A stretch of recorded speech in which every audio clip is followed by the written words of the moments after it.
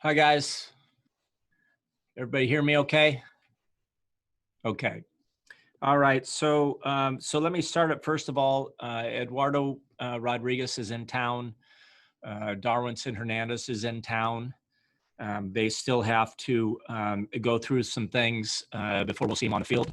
But it's certainly nice to get them back in town, and hopefully we'll get them out there in short time. Other than that, just tonight's game, and I think we're going 5.5 innings or somewhere around there, and then tomorrow's a little bit shorter. So, questions?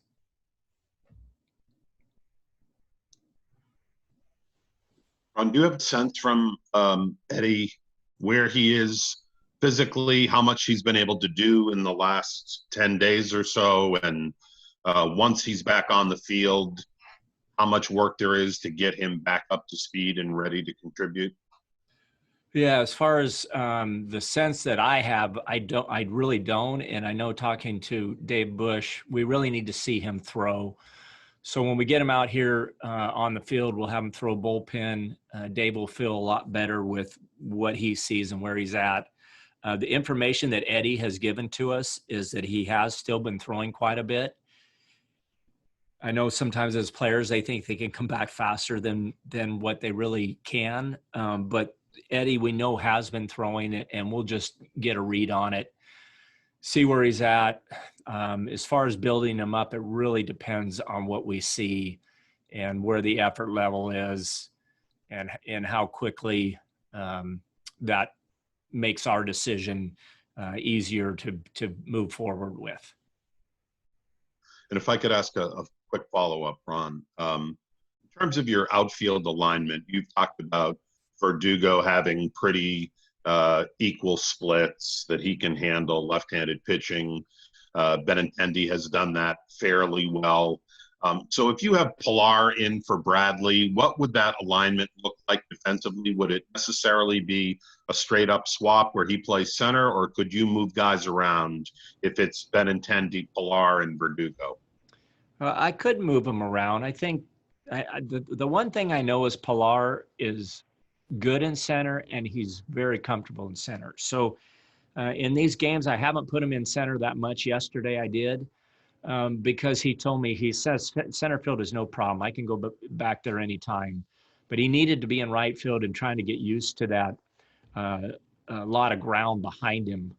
You saw how well Mookie played it last year, and Mookie played it well because he was here a long time and he understood you really need to play it kind of like a center fielder. So when a ball's hit hard over your head, you need to turn and go just like you do in center. And that's something that Pilar is trying to figure out. The ball does move obviously more in the corners. They tend to want to drift towards the lines. In the center field, it's usually a pretty clear read.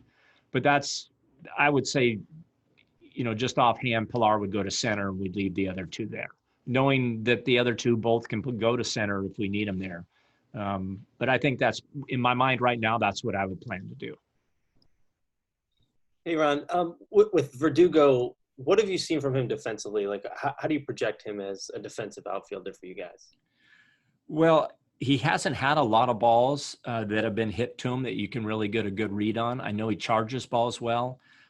We saw him go back to the wall the other day and make a nice catch at the wall, I think 2 days ago. But I don't know him that well, other than I know the history that he's a good outfielder. And so knowing that, and these are coming from people that coached him that I know and that I trust their judgment. So I'm not too concerned about him defensively. I think he'll do a really good job no matter where we put him. It looks like more right field at this time, but things change. But that's the read I get on him so far, and hopefully that defensive outfield, I think, should be really good. And with the time that you and your coaching staff have spent around Alex, obviously hasn't been a ton. But what have you learned about him so far? And what's the excitement level about his potential as you guys get to know him better? I think just my conversations with some of the guys and with the Dodgers where he came from, they all like him. They all think he's a really good player. So I know he's replacing a very tough guy in right field. and it's not fair to put on him to carry that kind of load. But I think when this guy gets comfortable and when he gets his timing right, I think we're going to have a really exciting player. I think he's going to be really good offensively. He runs well. He'll steal some bases, and he's going to play very, very good right field. So everything that we've heard and the things shortly that I've seen, makes me believe that this is what we have is a really good player for a lot of years. Is it too soon to tell us the power is going to be impactful for you guys? Yeah, it is too soon. I don't know that. I know he's a good hitter. I think, first of all, unless you're just a big masher, first of all, you need to be a good hitter. Once you're a good hitter, you get comfortable, you get confident, and all of a sudden, those pitches that are in that good zone, you don't miss, and you end up hitting a lot of home runs. So that may come down the line. It could come this year. But it's certainly in him, and hopefully we see it.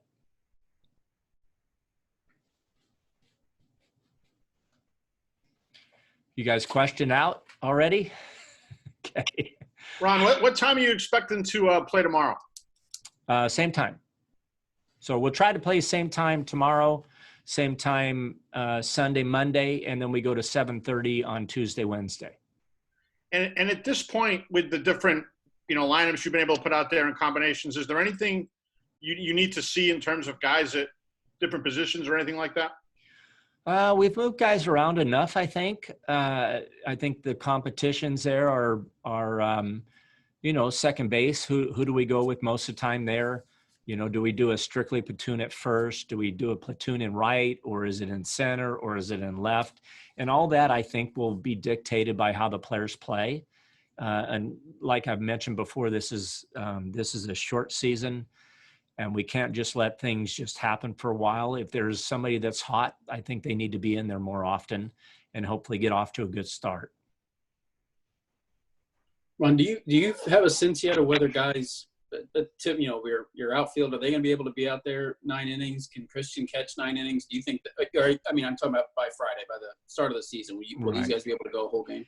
Yeah, I'm pretty confident in that. And that's really why we're playing these guys so much in the games. Normally in a training camp, you would play, I would play Bogey 3 innings the first day. He wouldn't play the next. Then he'd play 3 or 4, and then I'd keep doing that. They've been out there pretty much every day. And the reason we're doing that is because we want them to get themselves into shape by playing themselves into shape. It also allows them to get a lot of at-bats. And then we feel like by the time we get to the Toronto series, we think that there's no problem with it going 9 innings. And I don't know that they'll go 9 in those games. Probably one of them they will. Yes, I think they'll be ready. Ron, just your initial impressions on the additions to the player pool today, and maybe what were some of the discussions like in deciding that those were the 9 guys that you were going to add? Well, we talked about this intake process. We wanted to get through it. We wanted to see how many guys could possibly be out from the virus. And so I think because we haven't had anything lately, we felt like that to have some of our top prospects was important for us to have there. And those were mainly the discussions about who to bring. We think our coverage is good with the players that we think can be depth for us, both pitching and the position players. I talked about the catching, how much depth we have there. So we feel like we have enough depth in different areas. Of course, you always want better pitching.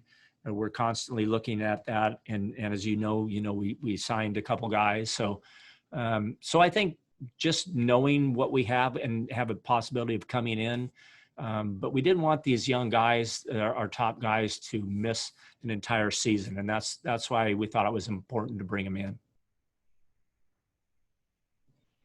A few times you've mentioned how this will be a very different season in that you may not be able to be as patient with some guys as you might otherwise be in a quote normal season, that you ride the hot hand a little bit. For the most part, your everyday position players are fairly established, other than maybe a spot or two on the field.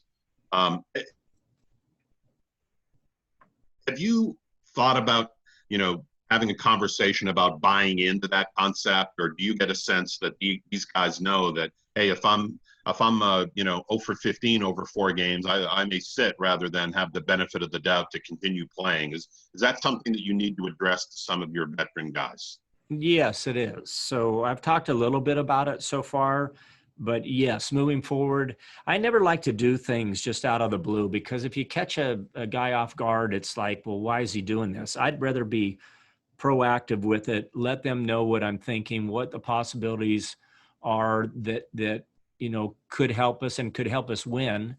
And I think as long as you're upfront with them and they know what the possibilities are, I think that they realize that sometimes if you're not playing well, you're not going to play as much. And I think that goes with veteran guys as much as the young guys. So, but I'll make sure that those conversations take place before they happen.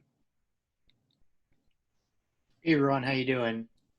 So when you evaluate Jonathan Arauz and roster spot, how much weight do you put on his future with the organization as opposed to how much he can help out this year, especially when it's only a 60-game season and the rosters are expanded for the first 29 days?